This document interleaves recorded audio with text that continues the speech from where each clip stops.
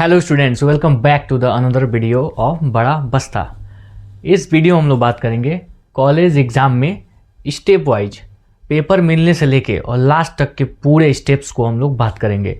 हमारे समय में हम लोगों को बताने वाला कोई नहीं था। हम लोगों ने भी बीएससी दिया है, एमएससी किया है और उसमें स्टेप्स बताने के लिए कोई नहीं था। हम लोग बहुत गलती किए हैं, उन्हीं मिस्टेक्स को लेकर हम लोग आए हैं जो बच्चों में बीएससी के टाइम करते समय होता है। उन मिस्टेक को आप लोगों के साथ हम नहीं होने देंगे। बस आप चैनल को सब्सक्राइब करिए और हम लोगों से जुड़िए, क्योंकि यहाँ पे बीएससी का सारा लेक्चर्स पढ़ाया जाता है, आपको हर स्टेप्स बताई जाती हैं, आगे आपको हेल्प होगा कि जॉब्स कैसे ले एक्सेट्रा। इस सब चीज़ों में हम लोग मदद करेंगे। तो आप चैनल को बस सब्सक्राइब करिए। यहाँ पे नोट्स भी मिलता है, पढ़ाया जाता है, तो क्योंकि नीचे टेलीग्राम का आपको हर वीडियो के नीचे लिंक मिल जाता है। अच्छे से एक्सप्लेन करने के बाद आपको ये नोट्स टेलीग्राम पे दे दिया जाता है।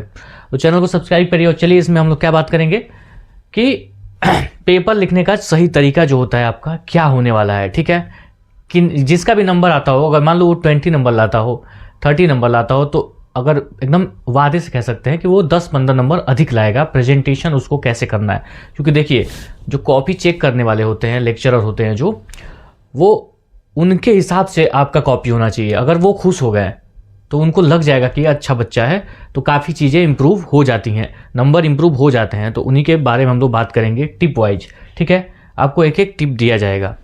तो चलिए देख लेते हैं हम लोग कि हमें क्या करना है। पहला टिप आपके लिए क्या है। Tip number 1, read the question paper carefully.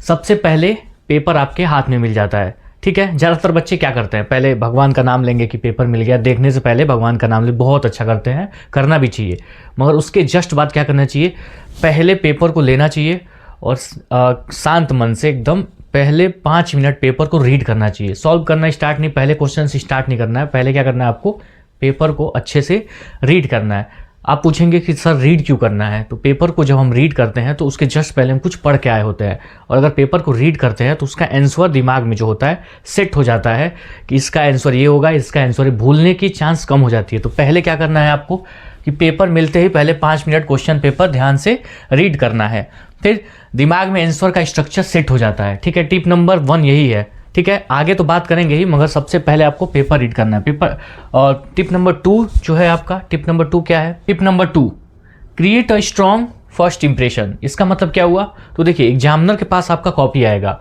अगर आपका पहला, दूसरा, तीसरा या पहले के 3-4 पेजेस अगर आपने अच्छे से लिखे हैं तो आपको बहुत ही अच्छा नंबर मिलने वाला है, क्योंकि इंप्रेशन आपका बहुत अच्छा। First impression is the last impression बोलते हैं ना। तो पेपर में आप पीछे क्या लिख रहे हैं वो तो अलग बात है। पहले ही अगर आप पेपर में कटिंग कर देते हैं, कट मार देते हैं, गंदा लिख देते हैं या ऐसा क्वेश्चन कर देते हैं जो नहीं आ रहा है, तो उसका माइंडसेट बन जाता है कि इस बच्चे को नहीं आ रहा होगा।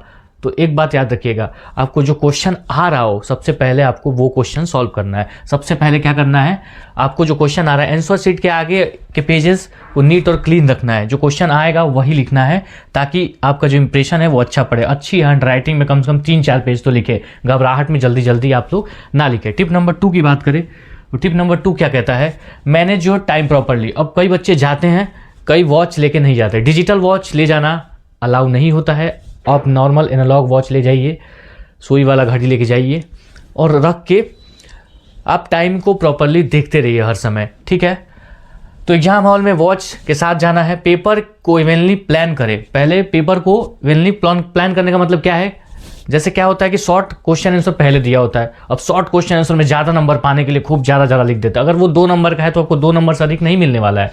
शॉर्ट में अगर आप टाइम बर्बाद करेंगे तो लॉन्ग में आपका क्या होगा, टाइम ही नहीं बचेगा पेपर करने के लिए, और लास्ट में आपको कई लॉन्ग छूट जाने वाले हैं और जाहिर सी बात नंबर बहुत इफेक्ट होने वाला है। तो शॉर्ट्स को पहले अगर कर रहे हैं तो शॉर्ट्स को जितने देर टाइम देना है उतना ही दें। अच्छा टाइम मैनेजमेंट एग्जामिनर पर स्ट्रॉन्ग इंप्रेशन बनाता है। अगर टाइम मैनेज करते हैं आप अच्छे से तो आप लॉन्ग को भी अच्छे से कर सकते हैं। ठीक है, टिप नंबर 4 की बात करें। Tip number 4, smart question selection. Smart question selection का मतलब क्या है, जो क्वेश्चन आता है उसे पहले करना है। हम पहले ही बताएं कि जो क्वेश्चन आता है उसको पहले करें, जो टफ क्वेश्चन है उसको लास्ट में अटेम्प्ट करें। ठीक है, ताकि उसमें अगर टाइम बचता है तो आप दिमाग लगा के उसको लिख सकते हैं, और कुछ भी लिखेंगे तो कुछ नंबर तो जरूर मिलेगा।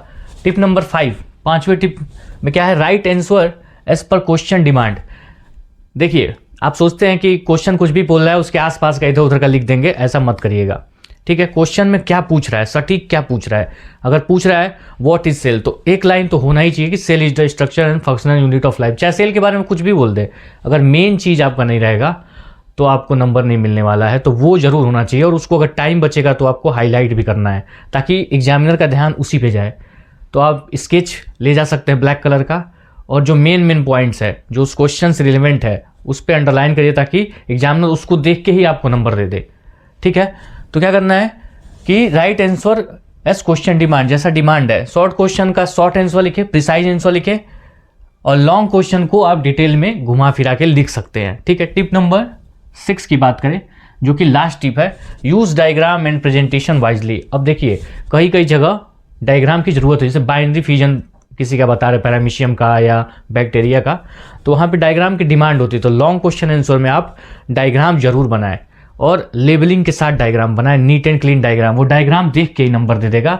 ठीक है, तो जहाँ डायग्राम की रिक्वायरमेंट हो वहाँ जरूर बनाएं, डायग्राम नीट और क्लीन रखें। ठीक है, नेक्स्ट जो है आपका बोनस एक पॉइंट है, कुछ हम बता देते हैं। बोनस पॉइंट क्या है, तो अगर आपके पास इतना वाइजली पेपर कर रहे हैं तो लास्ट में अगर कुछ समय बच रहा है तो आप स्केच पेन का यूज़ करें और सजाने की कोशिश करें पेपर को। जहाँ जहाँ पे मेन पॉइंट्स है उनको अंडरलाइन करें।